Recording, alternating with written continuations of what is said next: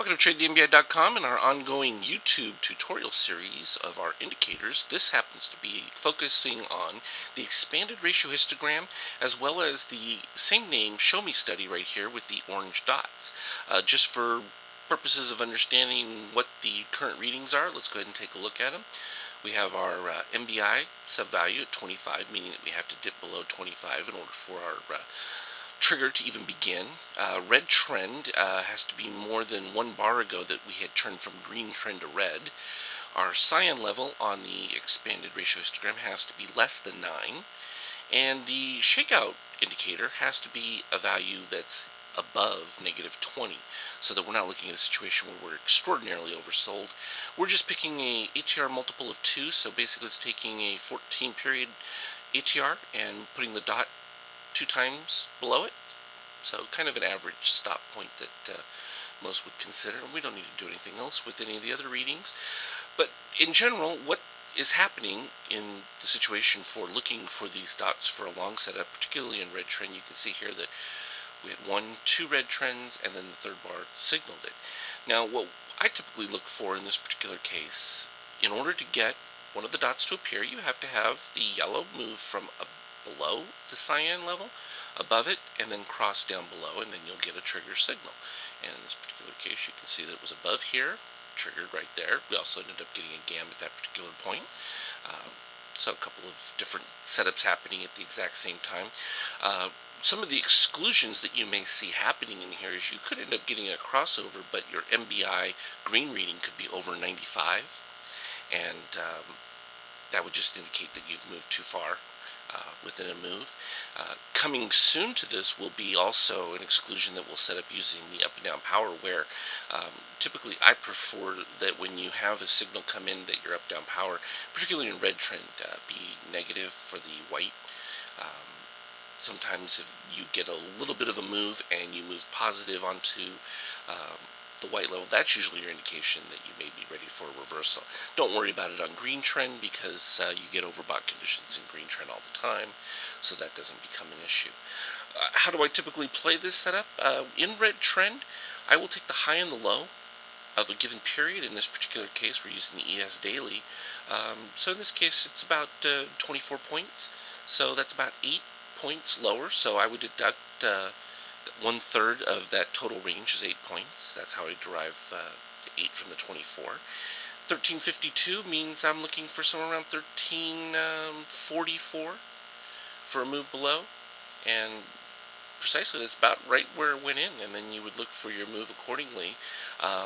I get particularly concerned when I have moves that the ratio histogram pops above that 13.5, because what will happen when you get a situation like this, and this is where the orange reading comes in handy, if this stays below the cyan, it indicates that you're in an extended trend. So even though you have pop-ups of the yellow moving above and below, I still know that when this signal comes in right here, I'm still in a downtrend. Now, yes, you can get pops within a downtrend, but I just think it means that you have to be much more careful with your stops, because what this is telling you is that you've got a little bit more of an extended move. So I'll look for the orange to dip below the 13.5. When you're in one of these, that represents you're going to get a little bit of a pop within your overall red trend. The downtrend doesn't technically end until you get this crossover here, and you're saying, oh, but John, price moves lower from there. Well, it does, because you don't have a signal. This would be a signal to get out at your latest point. I usually use the trigger of the yellow moving above to set my stop below, and in this particular case, it doesn't signal another buy until the yellow comes below, but you'll notice that the orange crossed below right down here at the low peak, so that could be utilized as well. Don't know if it would have given you a trigger, because the range on that was significant, a little over 35 points, and at that point you'd have to have 11 points lower, so you'd have to be down to 56 roughly. Did we drop to, well, it did drop to 56, so that would have given you an entry on the move back up, and that's where it becomes very effective, trailing lower. With the expectation. Are there going to be points like you don't get a retrace in order to get in? Absolutely. But you can utilize the fact that if you get an MBI or GAM, that any move that's 2.5 points higher, you're going to have a 80+% likelihood of a finish close higher.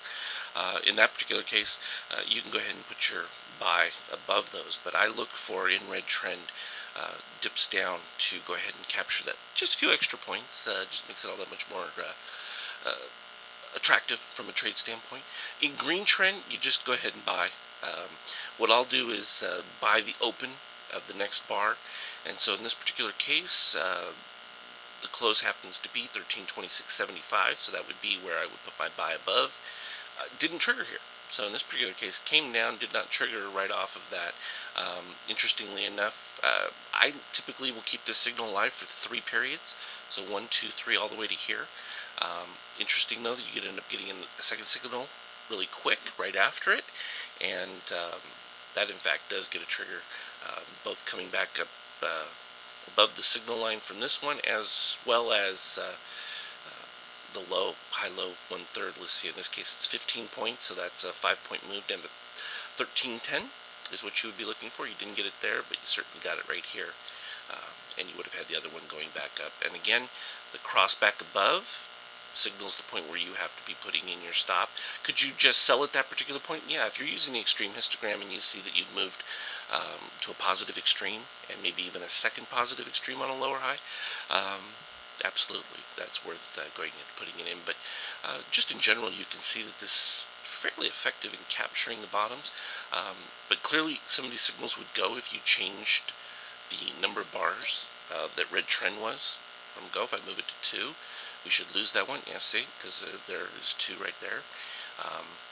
And this is where we can utilize some of our indicators. We look down at the up-down power of this particular signal right there, and you can see the white is still below the 0 line. That's attractive for me, because what that tells you is that you're ready for reversal and you're not overbought.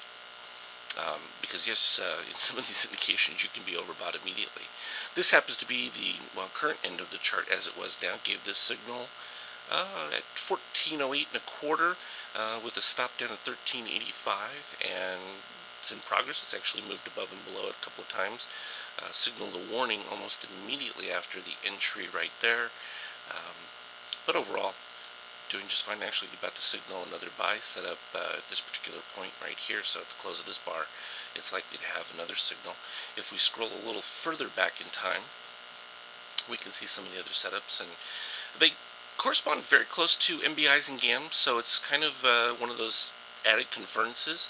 But you can see here, when you do get a trend rolling and you do get your setup where you've crossed back above, you can just continue to set your stop and move it accordingly. And sometimes you'll even get a signal before that stop out for another buy. But then at a certain point, you're going to get stopped out eventually.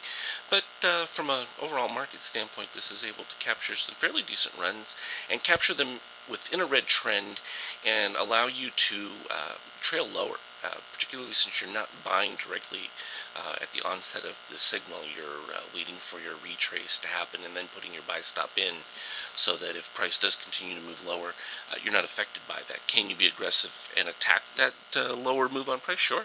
But you would want to utilize the fact that you have, and this is another alternative that you can look for, you can be a little more aggressive when you see the cyan color below the 0 line.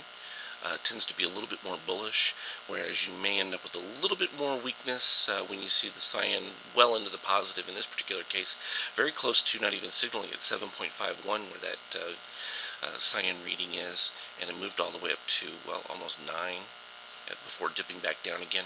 But you can see how powerful it gets once it starts moving below the 0. You get your exponential move. So hopefully that gives you an idea of what to look for, and